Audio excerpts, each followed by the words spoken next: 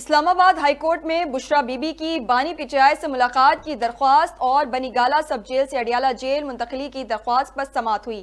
عدالت میں پیش کی گئی رپورٹ میں جیل انتظامیہ نے بتایا کہ 31 جنوری کے بعد مختلف کیسز میں 141 خواتین ملزمان جیل لائی گئیں۔ جیل ٹرائل کے دوران 31 جنوری کے بعد بانی پی ٹی آئی سے بشرا بی بی کی 10 ملاقاتیں کرائی گئیں۔ اسٹیٹ کونسل نے بتایا کہ عدالت کے حکم پر ڈائریکٹر لاء نے بنی گالہ سب جیل کا دورہ کر کے رپورٹ پیش کر دی ہے۔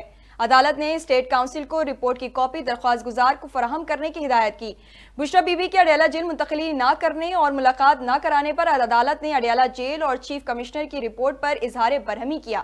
رپورٹ دے کر جسٹس میاں گل حسن اورنگزیب نے اسٹیٹ کونسل سے مخاطب ہو کر کہا کہ یہ سب سیاست ہے رحمان صاحب، یہ عدالت میں سیاست ہو رہی ہے۔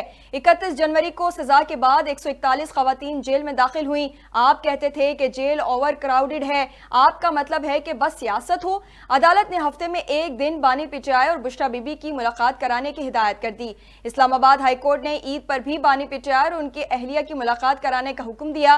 عدالت نے اس بات پر کہ حکومت کسی کی نجی پراپرٹی کو سب جیل کیسے قرار دے سکتی ہے، آئندہ سماعت پر دلائل طلب کر لیے۔ اس کے ساتھ ہی اسلام آباد ہائی کورٹ نے کیس کی سماعت غیر معینہ مدت تک کے لیے ملتوی کر دی۔